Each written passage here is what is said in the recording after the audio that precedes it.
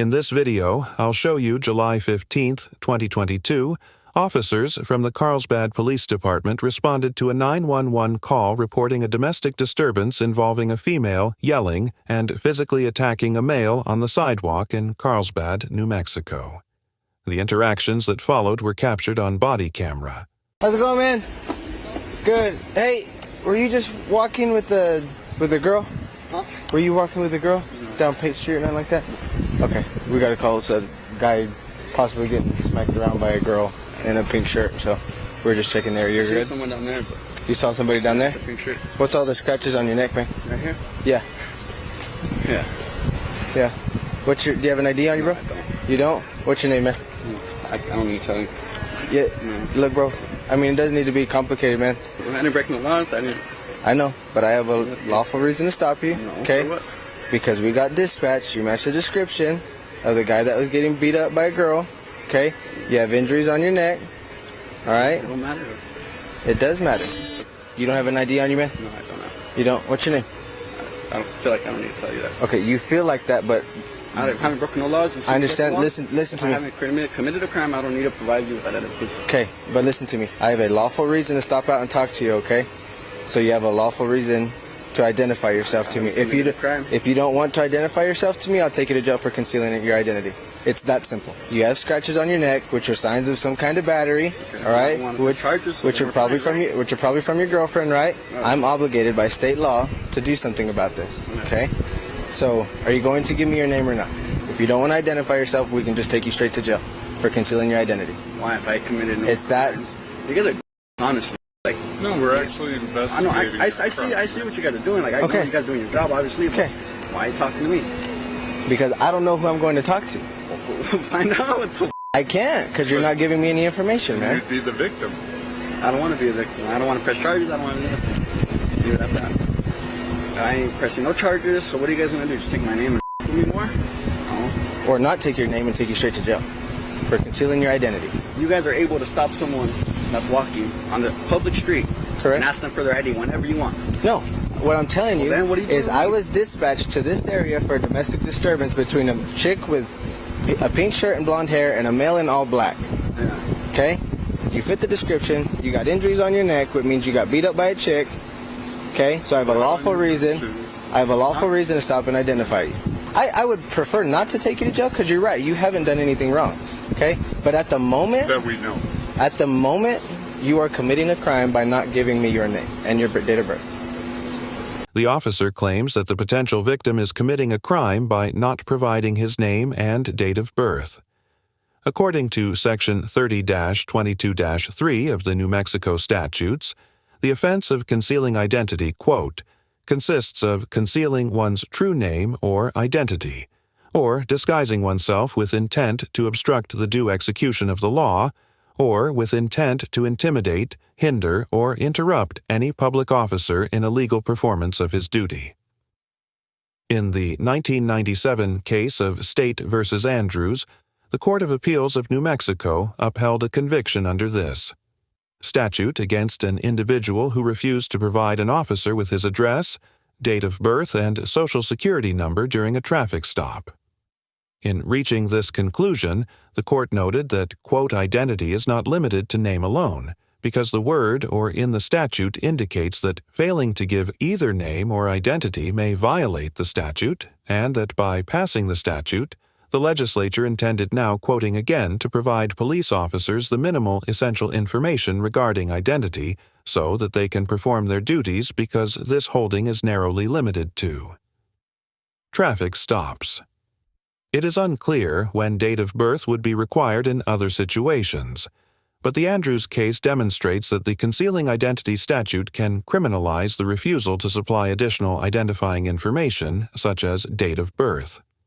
Regardless, it is likely that a court could conclude that the concealing identity statute did not apply to the potential victim, because the officers did not have reasonable suspicion to suspect him of a crime, as the Supreme Court explained in the 2004 case of Heibel versus 6th Judicial District Court of Nevada.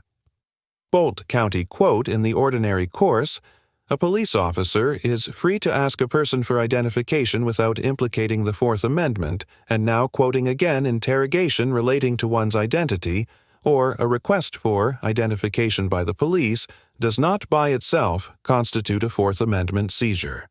However, as we have discussed many times on ATA, the Supreme Court held in the 1979 case of Brown v. Texas that an individual could not be punished under a state stop and identify statute for refusing to identify himself when there was no reasonable suspicion to believe that he was engaged or had engaged in criminal conduct. In the same vein, the Court of Appeals of New Mexico determined in the 2021 case of State v.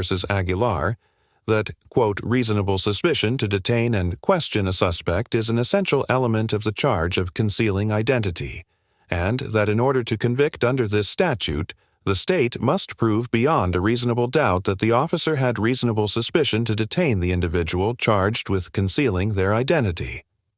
Although the U.S. District Court for the District Court of New Mexico found in the 2009 case of Romero v. Schum that an officer had probable cause to arrest a potential witness who provided a false date of birth to an officer.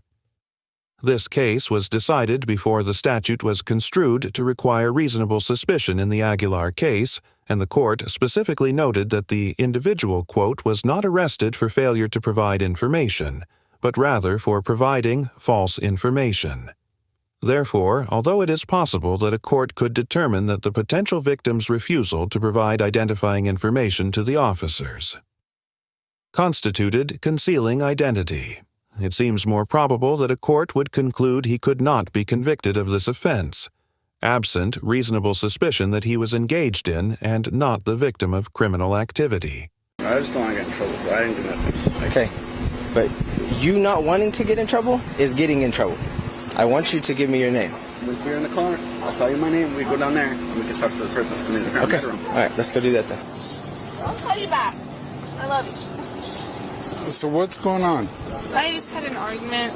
It's nothing serious. I'm sorry. It was more on my part. So I gave him my ID and everything. Okay, where's your ID? Right here.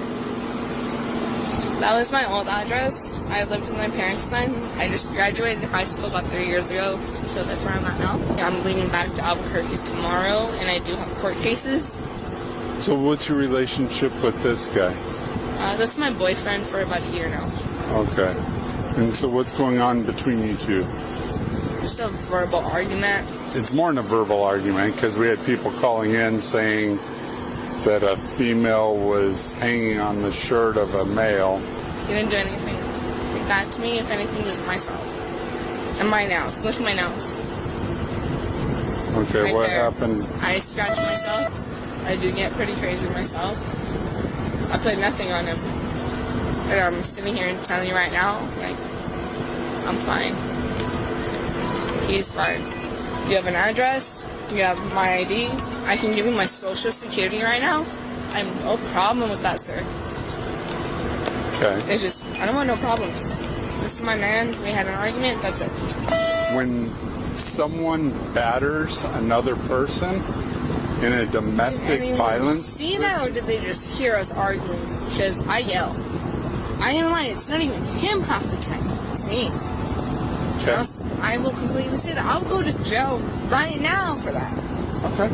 That's me.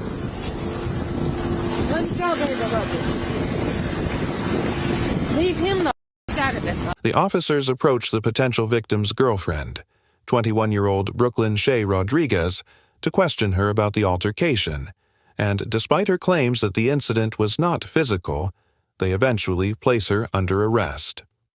In New Mexico, domestic violence is criminalized in the Crimes Against Household Members Act, which makes it illegal to commit an assault or battery against a so-called household member under Section 30-3-11 of the New Mexico statutes. Quote, cohabitation is not necessary to be deemed a household member for the purposes of the Crimes Against Household Members Act, and a household member can include an individual with whom the perpetrator has had a dating or intimate relationship with. Section 30-3-15 of the New Mexico statute states that the crime of battery against a household member consists of, now quoting, the unlawful intentional touching or application of force to the person of a household member when done in a rude, insolent, or angry manner. In this situation, the officers were informed that an individual had seen Miss Rodriguez hitting her boyfriend, and during their investigation they observed several pieces of evidence, such as the scratches on the potential victim's neck and Miss Rodriguez's fingernails that indicated that Miss Rodriguez may have been guilty of battery.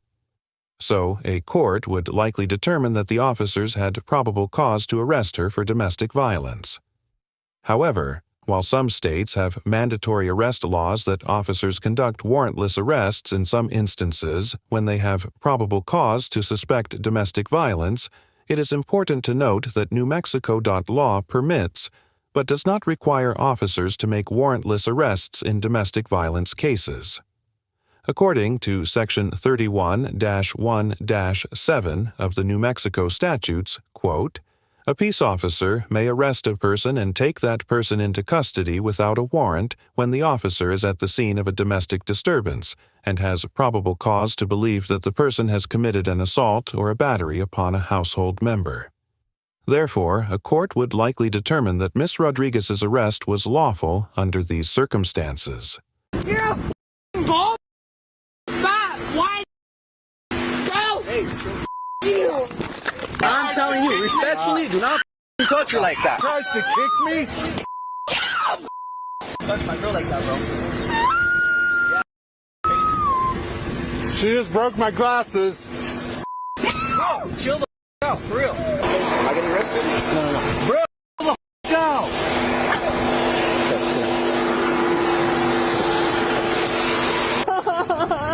She kicked me in the face. Hey, About yourself with your stop. battle with. Stop. I hope she's going to buy me some new glasses. After being placed in handcuffs, Miss Rodriguez physically struggles against one of the officers and kicks him in the face.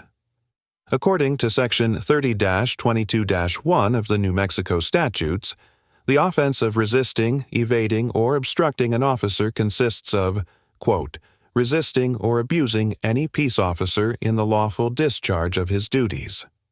As the 10th Circuit Court of Appeals, which has jurisdiction over New Mexico, explained in the 2019 case of United States v. Romero, quote, the New Mexico Court of Appeals has so far interpreted the phrase, resisting or abusing to prohibit three types of conduct: physical acts of resistance, the use of fighting words to attack an officer, and the refusal to obey lawful police commands. Applying this standard, it is highly likely that a court would conclude that Miss Rodriguez's actions constituted resisting. Additionally, Section 30-22-24 of the New Mexico statutes provides that, quote, battery upon a peace officer is the unlawful intentional touching or application of force to the person of a peace officer. While he is in the lawful discharge of his duties when done in a rude, insolent, or angry manner, and Section 30-22-21 states that, quote, assault upon a peace officer consists of an attempt to commit a battery upon the person of a peace officer while he is in the lawful discharge of his duties, or any unlawful act, threat, or menacing conduct which causes a peace officer, while he is in the lawful discharge of his duties, to reasonably believe that he is in danger of receiving an immediate battery. Accordingly, it is almost certain that a court would find a Miss Rodriguez. His kicking of the officer constituted both assault and battery. Hey, will you get do you have a spit hood, Jake? What? A spit hood? So no one's gonna know I'm going to jail, huh? She's got a good horse kick. Hey, have a seat. Get your You either gotta sit in there or you're gonna get dragged in. You coming? No! So sit up. No! You balls! What? Okay. Your wife cheats on you 3 times a day, you dirty. I'm not married. No So. one wants to.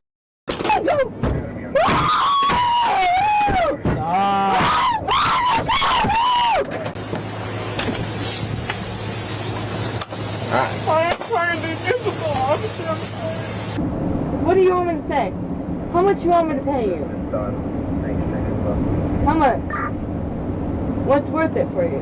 What? What do you want?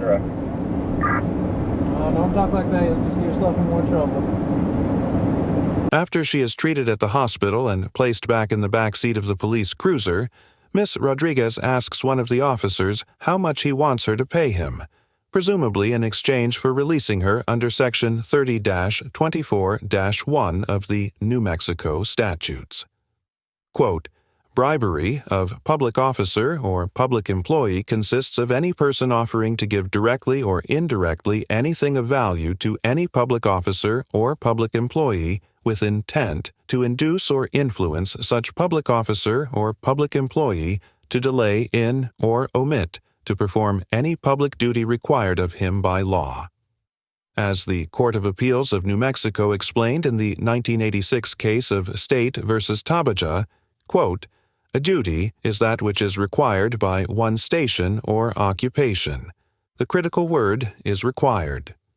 The court then identified examples of legislatively established duties, including Section 3-13-2 of the New Mexico statutes, which requires that, now quoting the police officer of a municipality, shall apprehend all disorderly persons and apprehend any person. In the act of violating the laws of the state or the ordinances of the municipality, and bring him before competent authority for examination and trial. In this scenario, Miss Rodriguez's statement seemed to be an offer to give the officer money that was intended to induce or influence him to not complete the arrest.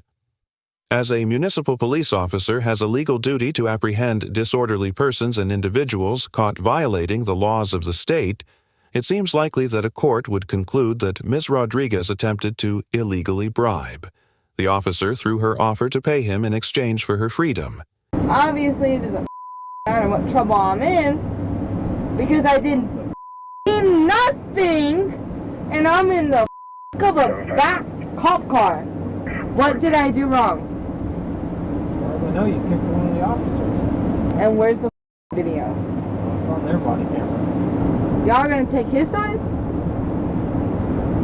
A man's side? Hey, stop. Hey, knock it off. You gonna let me out or what? Cause I didn't do to you. I didn't do to you. So can you get the out like a normal person? Treat me like a lady, and I'll act like a lady. You feel me? Not if you're kicking the door. I didn't do nothing wrong. Dude, we're gonna figure that out. Okay, well then call my lawyer. We'll call him whenever we get you just out. Call my lawyer. We'll put you on the phone when And I'll we sit right there. I ain't going no better. I ain't going nowhere. Charged with battery upon a peace officer, assault upon a peace officer, criminal damage to property, resisting, evading, or obstructing an officer, and battery of a household member. And on June 29, 2023, she pled no contest to the assault upon a peace officer and resisting, evading, or obstructing charges, while the other 3 charges were dismissed as part of a plea deal. It is unclear whether Miss Rodriguez or her boyfriend filed any complaints regarding the Carlsbad officer's conduct during the encounter overall. Carlsbad officers get a C- because although they most likely remained within their authority during their interactions with Miss Rodriguez and ultimately released the victim without unlawfully arresting him, they repeatedly threatened to arrest a potential domestic violence victim for refusing to identify himself when they likely did not have the legal power to do so, and disparaged him for getting, and I'm quoting, beat up by a chick. Not only does the use of sexist language reveal a misogynistic attitude that is highly concerning when coming from a police officer, but the officer's statements also demonstrated an alarming lack of empathy for the potential victim of physical violence. According to the National Domestic Violence Hotline, although there are generally fewer male victims of domestic abuse than there are female victims, there are likely many more men who do not report or seek help for their abuse for various reasons, including the fact that, and I'm quoting, the abuse of men is often treated as less serious or a joke, the language used by the Carlsbad officer. seemed to imply that the apparent abuse in this situation was a joke which could serve to perpetuate the underreporting of crimes by male domestic violence victims. This encounter demonstrates the importance of officer demeanor when questioning victims and how a lack of professionalism can cause more damage than just subjecting a citizen to a discourteous interaction.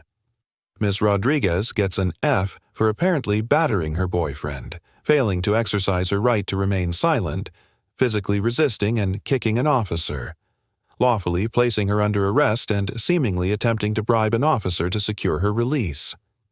Although the officers likely had probable cause to arrest Ms. Rodriguez when they first approached her, as her boyfriend did not wish to pursue charges against her, she had a reasonable chance of ultimately having the charges dropped and walking away from this incident without any criminal convictions, however.